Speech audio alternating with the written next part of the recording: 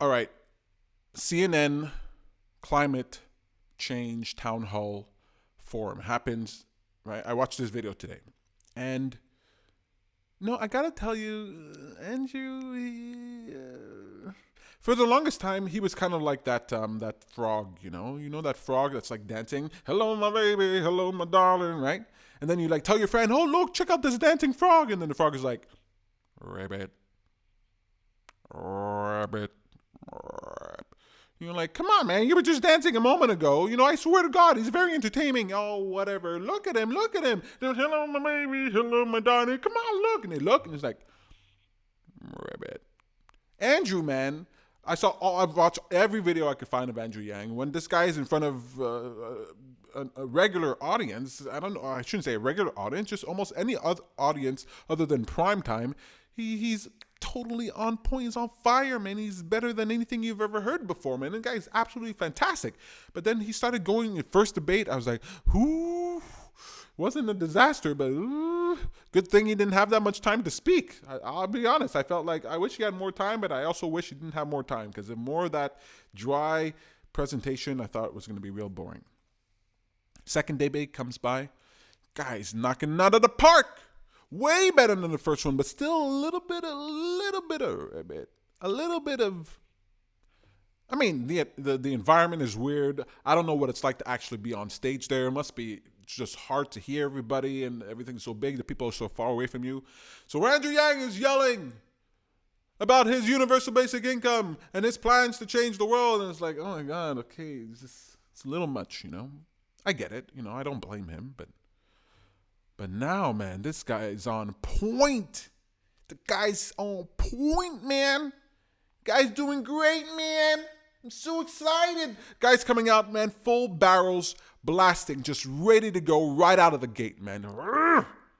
Hungry, He's comfortable. He's confident. He's clear. Man, I gotta tell you, I don't know much about climate change. I don't know all the. I know about climate change, but I don't know the real solutions and how to solve those problems. Like, I don't know exactly what to do. I know what people say, but I don't know what the actual facts are. I haven't gone through the research. I don't know.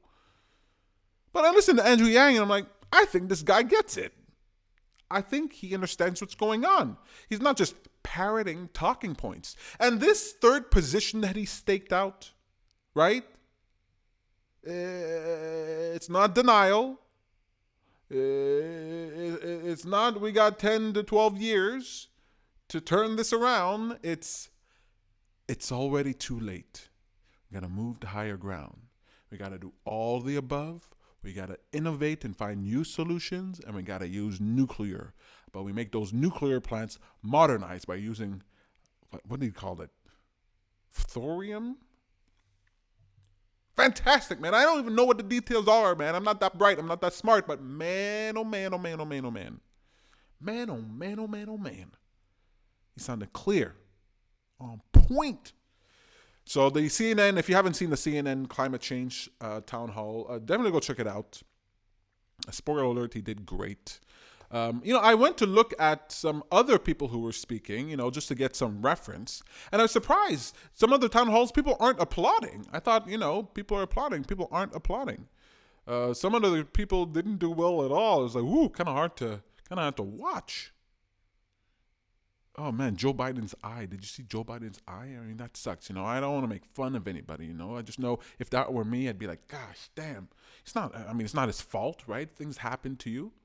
One time I was talking to a client. I was talking to a client at an event, and then after I talked to her and I was passionate and inspiring, then she looked at me and she's like, you got a booger.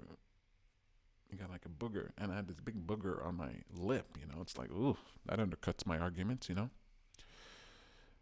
know what it's like to be embarrassed by things like that, but my God, what a timing for that. That must. Oof, I hope that doesn't happen to Andrew Yang. Anyway, loved the climate change debate. It was really fascinating. Loved Andrew Yang's participation in that and how well he did. I love that he was himself, He was himself. Trump, he revealed, the one good thing about Trump is that he revealed that you can just be yourself. That the public doesn't need this super polished, poll-tested, keyword-using, candidate, this fully scripted candidate. You don't need that. I thought that way before Donald Trump, and Donald Trump just confirmed it, man. I was like, I hope in the new elections we can do away with all this fake nonsense. Listening to politicians speaking, you don't even know what's real, man. You don't know what's going on. You can't sense what's going on within them because they're not talking like normal people. Andrew Yang, loving him. Very real, very down to earth. He gets it. I feel like he gets it. I'm liking that authenticity, Andrew Yang. Keep it up. Keep it up. I don't know how it's going to go. I don't know if he's climbing up or if he's reached that point because, that selfie thing at the end he did at the climate change debate, it was a little much. Just a little much. It was a serious conversation, climate change, and he took it just a little bit glib, a little bit. But it's Andrew Yang, maybe that plays okay. People are always looking for the fun, optimistic, hopeful candidate, and bringing some lightness to that session, I think must have felt really good for the people in the room. It felt good for me watching it.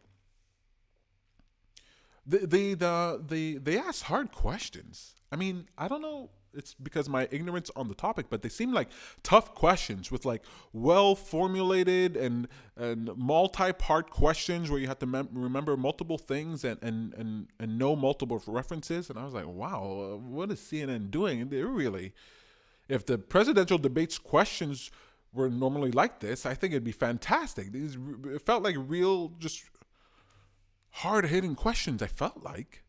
I mean, I went to look at I had to go and look at the other ones, the other videos, the other town halls, because I was like, is everybody else getting these hard questions? And I haven't looked at everything yet, but it seemed pretty tough. I mean, I don't know. Maybe they're just trying to get at Andrew Yang, trying to get at Elizabeth Warren, trying to get at Bernie Sanders, trying to get at Biden. I don't know. I thought I thought CNN, the media liked Biden. It seemed to go hard at him, although anyway. Don't want to talk about Biden. I want to talk about Andrew Yang. Those are hard questions. And Andrew Yang gave solid answers, man. Solid answers. He gave full complex. He understood everything. That guy, man,